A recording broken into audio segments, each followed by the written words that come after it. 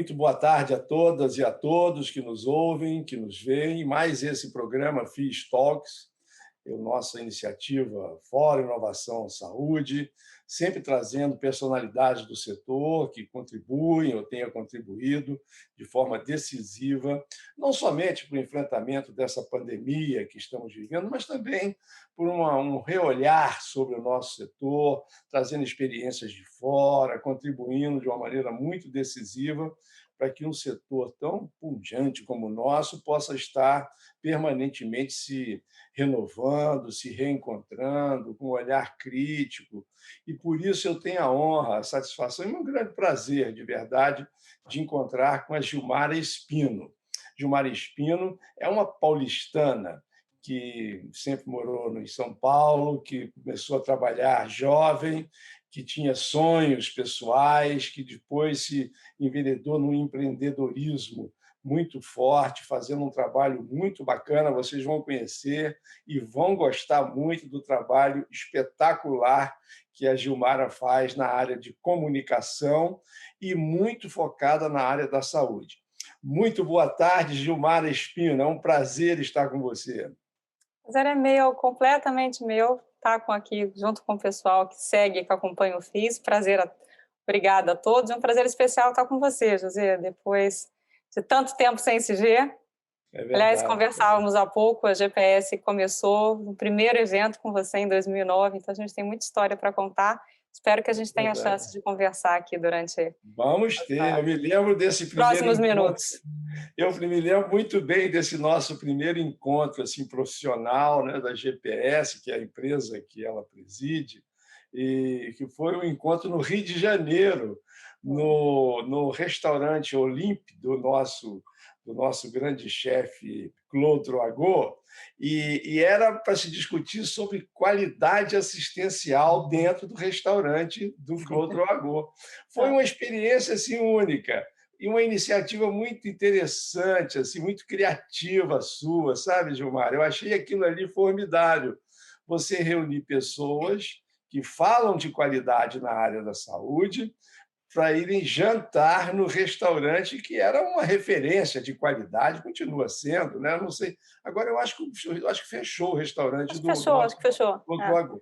Mas ele era uma referência assim extraordinária, um restaurante estrelado, então tinha desde o acolhimento, do serviço, da cozinha, a presença do chefe, tem todos esses conjuntos, esses atributos que hoje se fala muito, né? Da questão da experiência de cada um viver em um ambiente. Naquela época, acho que a gente nem usava essa percepção de experiência do cliente. E aí você bolou aquele evento que foi extraordinário, né? E você desde então você tem... Te cortando, eu falar que até hoje eu penso que maluquice que foi criar aquele grupo. Eu não sei se você vai lembrar o motivo dele, porque tem muito tempo, foi em 2009, né? Mas eu ainda trabalhava na Siemens, que é uma empresa que para você trabalhar para a vida inteira, né? Uma tremenda empresa, sou fã absoluta. Então, eu trabalhava na Siemens quando um dos meus clientes da Siemens comentava um dia sobre mas para que eu vou começar que dificuldade que eu tenho em começar um processo de acreditação? Olha quantos anos tem isso. As fontes pagadoras não reconhecem, o usuário não reconhece, enfim. E aí, papo vai, papo vem, eu comecei com uma atividade paralela, que foi exatamente o que gerou aquele grupo. A gente montou um grupo de hospitais concorrentes, daí a história da maluquice do negócio. Então, a gente tinha no mesmo grupo, eram cotistas de um plano de comunicação. Tinha o Nipo, tinha o Santa Paula, tinha o 9 de Julho, tinha alguns hospitais da rede, tinha a Pronep, tinha diferentes instituições de saúde, tinha o IQG dando suporte. E aí cada um patrocinava, dava uma cota num plano de comunicação que tinha como evento principal ter um super stand naquele evento CONAR, que era só para gestor de RH. Isso. O objetivo era poder falar para o gestor de RH, olha, não importa que plano de saúde você vai ter, mas aprenda a qualificar a rede credenciada que está sendo oferecida. E se estiver composta por mais instituições acreditadas, significa que você vai ter menos absenteísmo, que teu funcionário volta mais rápido, e tinha todo um discurso. E aí tinha um ponto alto ali daquele programa, que era o tal do encontro, em que a gente botava todos os gestores de RH das principais empresas para poder falar ao vivo aquilo que a gente vinha falando por outros meios. E aí foi justamente aquele que Foi foi o palestrante para a gente. E aquilo foi um divisor de águas, porque depois daquilo, foi muito a vida legal, tomou outro rumo.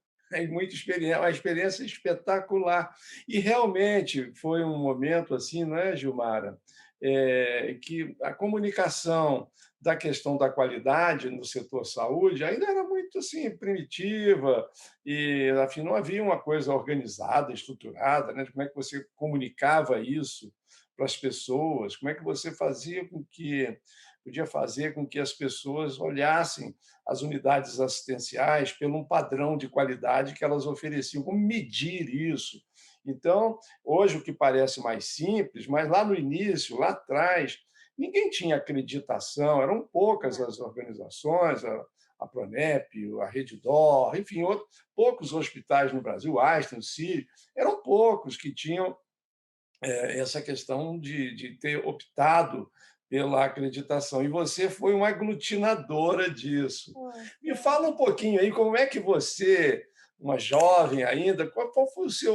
Como é que você deu essa virada? Como é que você percebeu que a saúde precisava de uma pessoa como você, como a GPS, a sua empresa, para tentar viabilizar uma gestão mais profissional dessa área de comunicação? Você é formada em comunicação, Gilmar? Não, eu sou administradora, e tenho, depois toda o meu pós-graduação foi primeiro em processos e depois em gestão de saúde, mas como formação principal, como graduação, eu sou administradora, focada em comunicação, focada em marketing.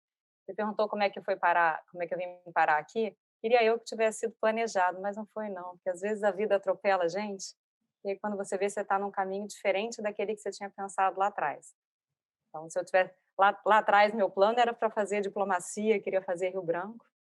Quando eu me vi, estava trabalhando em hospital, depois trabalhando em fornecedor de hospital, e aí trilhando um caminho até a GPS. Então, isso tem um valor muito, muito interessante, porque eu já tive nos diferentes lugares numa mesa de negociação. Já tive comprando serviço de comunicação, já tive vendendo serviço de comunicação, já tive vendendo micromola e stent, já tomei muito chá de cadeira de médico. Já tive criando plano para empresas, para como abordar médico. Então, você está desde diferentes momentos, ora para o sistema público, ora trabalhando no sistema privado, me trouxe ao longo do tempo uma bagagem que em algum momento da vida foi, opa, disso aqui eu não posso abrir mão. Como é que eu uso? Como é que eu uso essa experiência acumulada para fazer aquilo que eu gosto? Então, eu sou fã das áreas, das carreiras que elas tangenciam, ou melhor, que elas são uma interseção de diferentes áreas.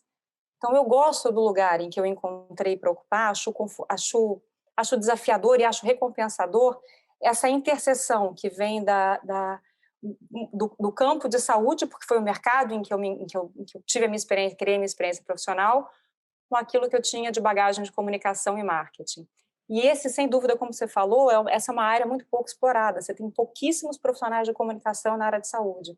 E o nosso setor tem um montão de peculiaridades. Não estou falando só de questão de regulação, do que pode e o que não pode. Mas a gente tem sistema hospitalar, sistema de saúde é um sistema complexo. Então, como você fala com o médico, é diferente da forma como você se dirige para o enfermeiro, que é diferente da forma como você dirige para o técnico, para o paciente, o acompanhante, fora toda a complexidade que é quem usa não sabe exatamente o que está pagando por. Quando a gente faz marketing na universidade, assim, uma das lições mais clássicas, o mais básico dos princípios de marketing é vamos estudar os 4 P's. Promoção, prazo, tem os 4 P's para estudar. Em saúde, a gente tem umas peculiaridades até nesses P's. Preço é um deles, porque preço é um elemento importante, é um atributo importante que define a tua estratégia de comunicação, que define o teu posicionamento, faz parte do teu mix. Mas olha o que é preço para o nosso setor. Eu pago para falando especialmente da saúde suplementar, né? Sim, mas eu pago para um terceiro, mas quando eu vou usar o serviço eu uso de um outro prestador, então eu já não sei exatamente quanto eu estou pagando, a minha percepção de valor é diferente por conta disso, eu sequer tenho o poder de decidir o serviço que eu vou comprar, muitas vezes, ou porque eu tenho algum tipo de restrição da fonte pagadora, ou simplesmente porque eu tenho assimetria de informação, simplesmente porque eu não sei o que é o melhor para mim. Simplesmente porque quem está do outro lado da mesa numa consulta, sabe, tem uma relação de poder e de informação muito maior. Então, esses elementos, eles levam a estratégias muito diferentes, muito específicas. Sem dúvida. E aí, quando a vida foi caminhando, disse, opa, pera um pouquinho, aqui tem um mercado, aqui tem possibilidade e aqui tem prazer. Eu tenho prazer, muito prazer fazendo, estudando esse mercado. E aí se passaram os anos que não cabem mais com a palavra jovem que você usou, apesar de eu ter gostado muito. Mas muito bacana, Gilmar, essa sua trajetória, muito bacana mesmo. E você morava em São Paulo e veio morar no Rio de Janeiro, já tem algum tempo que você está morando no Rio de Janeiro? Não? Tem o tempo da pandemia. Tempo da pandemia. Tem o tempo da pandemia. Eu antes fazia Rio e São Paulo, toda semana. Eu fazia Rio e São Paulo toda semana. Passava a semana lá, onde está o escritório. No final de semana aqui, porque tem essa praia maravilhosa. Você fez uma trajetória inversa de muitos dos CPFs e CNPJs que têm deixado o Rio. Você retornou aqui para o Rio de uma forma mais permanente, né? Está gostando de morar na cidade? Eu morei por 15 anos, tinha morado aqui. Então eu sou meio, eu brinco que eu não tenho sotaque, mas eu estou forçando para ter. Já eu viro carioca de vez. Eu adoro o Rio. O Rio é uma cidade espetacular, com potencial de turismo, de renda.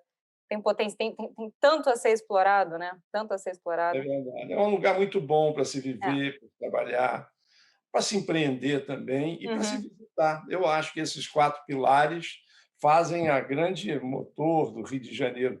A gente só precisa cuidar melhor da cidade, né? Para que a gente possa ter essa atratividade para se viver, para se trabalhar, para se empreender aqui e para se visitar o Rio de Janeiro. Mas, saindo um pouquinho da cidade do Rio de Janeiro, como é que você viveu esse período de pandemia? Você conseguiu enfrentar bem isso? Você me dizia que encontrou alguns novos hobbies na sua vida, que a pandemia te revelou talvez alguns lados que você não conhecia do seu talento pessoal. E um deles foi a culinária. Não, esse é o inverso do talento, né? Isso é a destruição de qualquer possibilidade de talento. A pandemia trouxe várias... É até feio eu comentar que a pandemia trouxe coisas bacanas, né? Porque a pandemia, de um modo geral... Acho que trouxe mesmo. Mas trouxe. Assim, olhando como um todo, teve sentimentos muito ruins, né?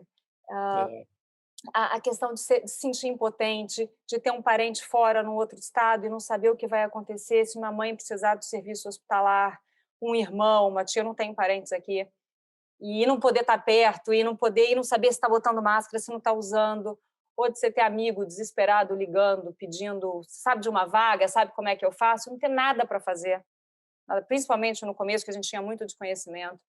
Isso, junto com um sentimento que veio muito acompanhado do começo de desespero. Eu sei que algumas pessoas lidaram com um pouco mais de tranquilidade.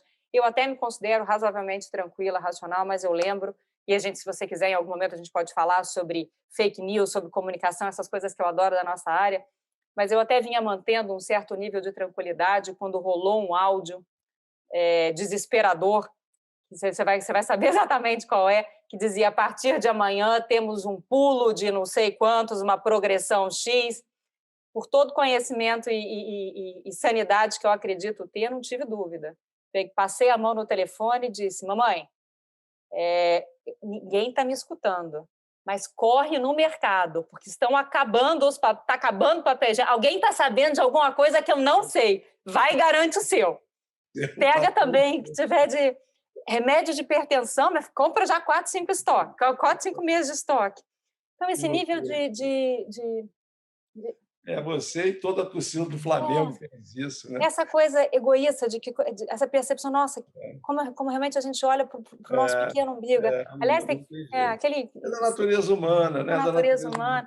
Mas e aí, como vai se transformando esse sentimento ao longo do tempo, que você vai aprendendo, e no final da vida, no final das contas, o que você faz é do limão uma limonada. Quando chega na limonada, aí também o suco ficou bom mesmo, aí já aprendi um montão de coisa, já descobri outras. Então você já está fazendo um bom bifezinho com batata frita, arroz e feijão, como todo carioca. A coisa boa. E todo mundo em casa emagreceu, mas não teve jeito. Mas está indo. Mas me diga uma coisa, Gilmara, nesse tempo de Covid, você deve ter, como sua empresa GPS, ela presta serviço para vários clientes, incluindo a Redditor, né? Eu imagino o quão deve ter sido difícil a Redditor organizar o belo trabalho que fez, né? Realmente eu tiro o chapéu. Nós até no FIS agora premiamos a Redditor como o prêmio FIS pelo Rio, porque foram iniciativas extraordinárias da família Moll, da toda a rede, do pessoal todo. Foi muito legal a construção desses hospitais de campanha, as doações, a participação, a informação correta no tempo certo. Foi muito bacana isso. E eu imagino que tem um pouco de você, da sua empresa, da sua companhia, na área de comunicação.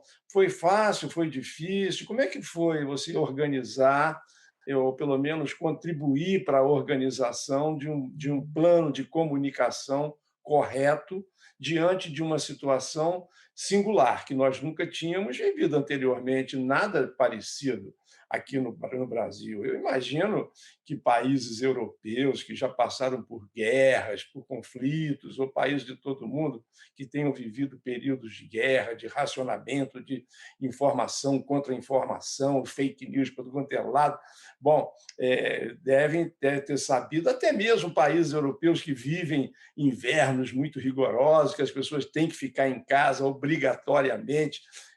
Tudo isso é uma experiência de vida que, de um momento qualquer, serve para outras coisas, além daquele momento do inverno terrível.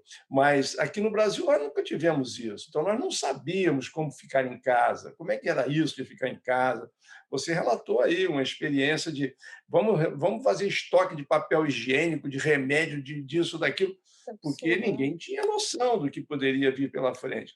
Deve ter sido difícil, né, para os seus clientes, assim, para a Redditor e para outros clientes que você tenha. Como você contribuiu para essa organização? Tem várias histórias interessantes para contar sobre isso, assim, mas muitas. A primeira delas, que eu acho que é da história da limonada, que belo presente eu tive da pandemia. Você sabe, eu sou casada com o fundador da Redditor, então eu passei a pandemia muito próxima das discussões que estavam sendo, com o calor da discussão, quando estava sendo tomado uma decisão A, uma decisão B. Eu digo, hoje é um tipo de aprendizado, um aprendizado que eu vou levar para a minha vida inteira. Eu comentei há pouco, não importa, e aí não importa, pós-graduação, MBA, mestrado, não importa, a experiência prática no calor da emoção, faltando informação, você está acompanhando esse processo decisório, foi um presente dos mais ricos da pandemia. Então, esse caso específico da rede. A rede, apesar da rede ser um cliente da minha agência também, a gente só trabalha com a área de saúde, né? São 33 clientes da área da saúde hoje de projetos ativos, a rede é um deles. Mas seguramente é o maior deles do ponto da área hospitalar, né? Dos que a gente atende. E nem eles